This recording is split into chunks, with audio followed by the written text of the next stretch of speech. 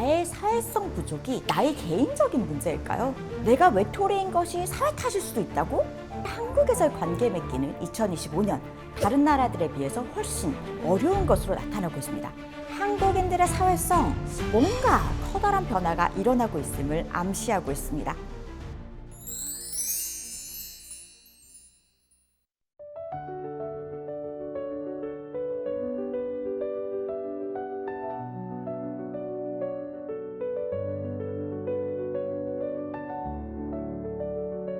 안녕하세요. 고려대학교 사회학과에서 사회연결망, 관계학을 연구하고 가르치고 있는 신은경이라고 합니다. 귀한 시간 내셔서 이렇게 특강에 함께 해주고 계신 모든 분들 진심으로 환영합니다.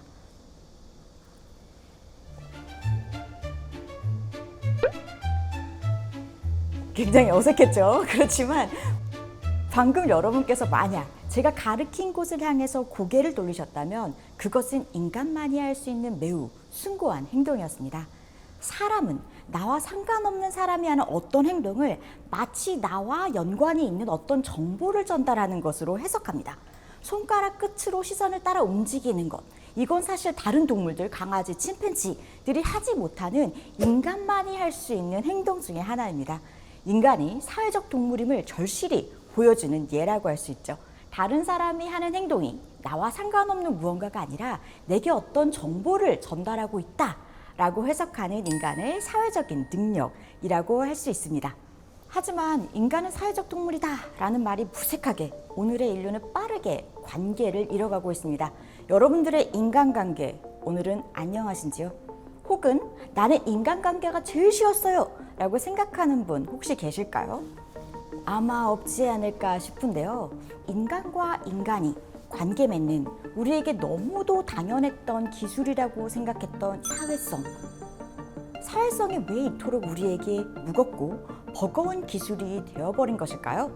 이러한 관계 맺기의 변화의 사회적인 맥락, 오늘 함께 살펴보도록 하겠습니다.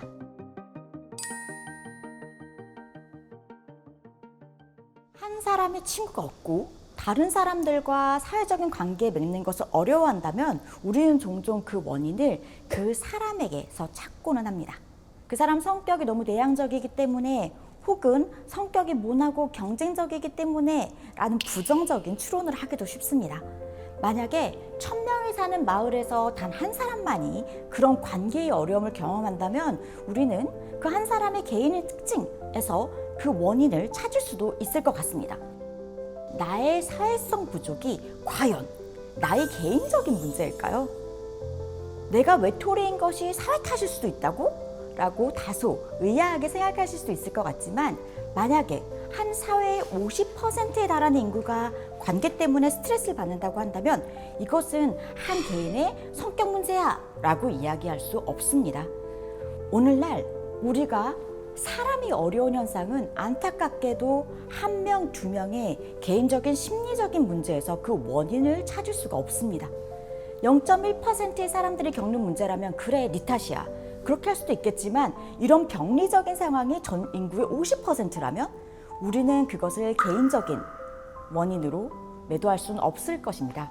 우리 사회의 대다수가 관계의 어려움을 경험하고 있고 그것이 낳은 우울증, 고립에서 자유롭지 않다면 그것은 우리 사회가 양산하고 있는 문제, 그렇기 때문에 사회적인 원인, 그 갈등의 본질적인 문제점을 함께 파헤쳐 볼 필요가 있습니다.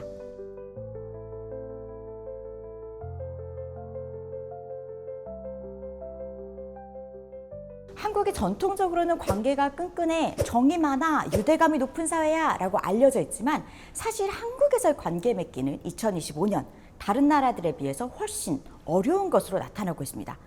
OECD 국가들의 월드 밸류 서베이 결과에 따르면 여러분은 대부분의 사람들을 신뢰하세요? 라는 질문에 대해서 다른 국가 국민들에 비해서 매우 낮은 점수를 보이고 있습니다.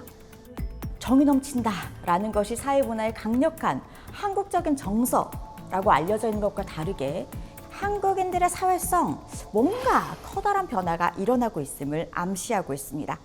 화면에 보이는 단어들의 공통점을 함께 찾아보도록 하겠습니다. 남편, 할머니, 아내, 선배, 딸, 가족, 손자.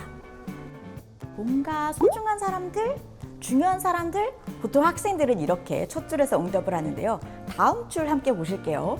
여자친구, 전남친, 시부모님, 어머니, 남자친구.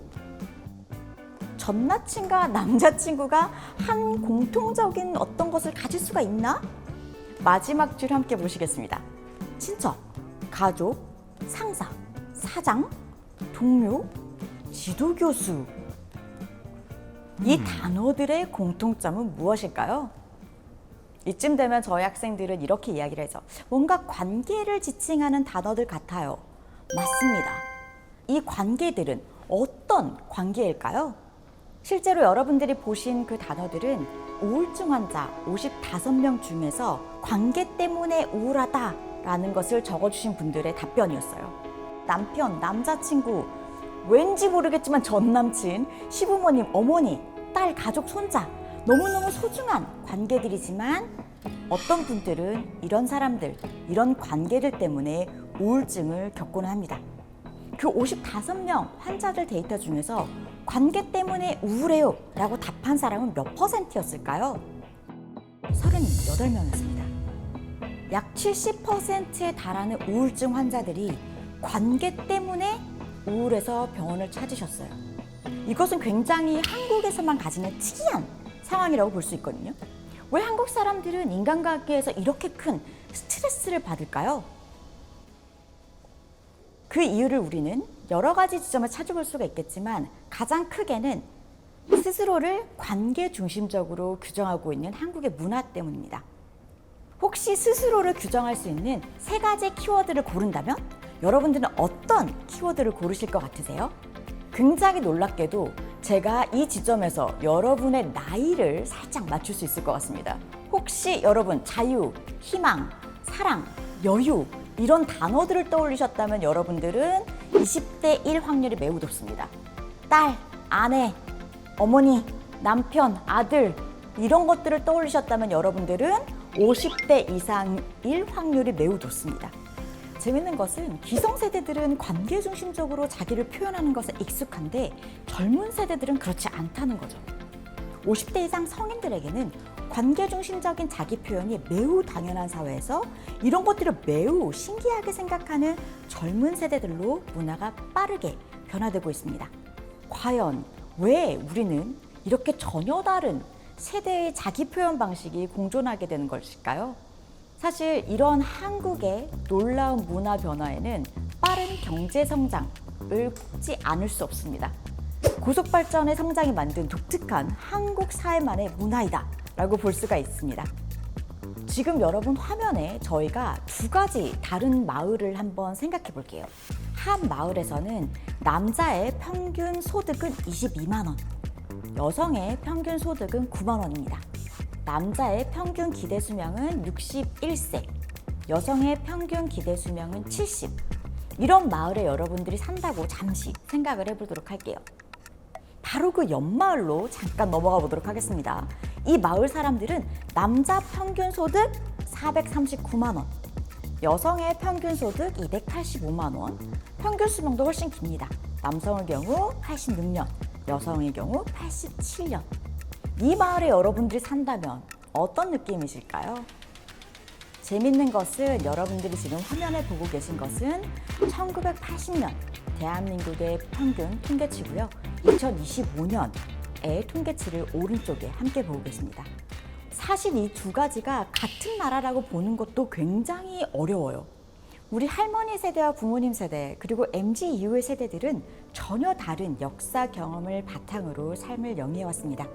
일제강점기 시대에 태어난 저희 할머니는 왕이 있던 사회 식민이었고 한국전쟁을 거치면서 삶을 사셨습니다. 독재정부에 항거하던 민주화 시대에 대학을 다니신 부모님들 그리고 2000년대 밀레니엄 이후에 월드컵 시기에 태어난 MZ 이후의 세대들 전혀 다른 사회에 대한 전제를 바탕으로 상호작용하고 관계를 맺습니다. 한국 사회가 외면적으로 매우 동질한 사회로 보일 수 있지만 실제로는 매우 상이한 역사적 배경을 압축적으로 경험한 사람들이 사는 집단입니다. 따라서 내게 당연한 것들이 누군가에는 전혀 당연하지 않을 수가 있죠. 지난 45년 동안 평균 수명이 20년 이상 길어졌다는 것은 우리가 우리 스스로와 관계를 맺어야 하는 시간 역시 매우 길어졌다는 것을 의미합니다. 역사적으로 봤을 때 30%의 시간을 우리는 싱글로 지냅니다. 그리고 이후에 3분의 1 시간을 부모 혹은 부부의 시간을 살고요. 그리고 나머지 3분의 1의 시간을 조부모로서의 삶을 살아가고 있었습니다. 하지만 2025년 이게 더 이상 통용되지 않는 거죠. 많은 분들이 앞으로 120년을 기대 수명이라고 생각하실 텐데요. 우리 세대의 숙제 이런 것들이 훨씬 더 긴 시간을 늘려서 적용하고 있습니다. 우리가 매우 동질적인 문화를 가졌다고 생각할 수 있지만 역설적으로 한국 사회에서는 더욱더 타인과 내가 다른 문화적 가치관을 가질 수 있다라는 것에 대한 각성, 인지, 그리고 이에 대한 존중이 필요한 시점입니다.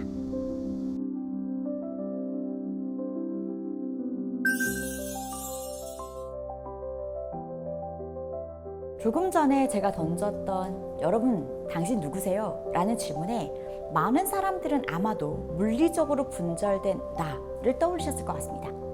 스스로 다른 개인들과 분리되고 독립적인 존재로 나를 인지하고 살아가고 있는데요. 실제로 나라는 존재는 내가 맺고 있는 다양한 관계 안에서만 존재할 수 있습니다. 인간이 사회적인 동물이다 라는 것은 역설적으로 개인이 하나의 고립된 존재로서는 인간답기 어렵다라는 것을 의미합니다. 나를 투영하는 너 없이는 인간다운 내가 존재할 수 없습니다.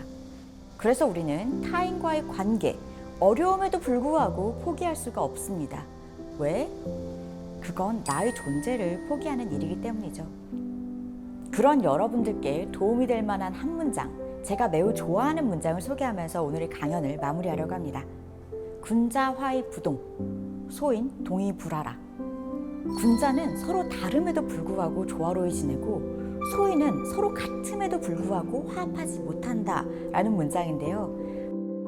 다름에도 불구하고 아름다운 공존이 가능할 때 여러분들의 관계 건강도가 높아지고 이는 곧 여러분 스스로를 단단하게 만드는 비법임을 잃지 않으시길 욕심내어 봅니다. 긴 시간 함께 해주신 모든 분들께 진심으로 감사드립니다.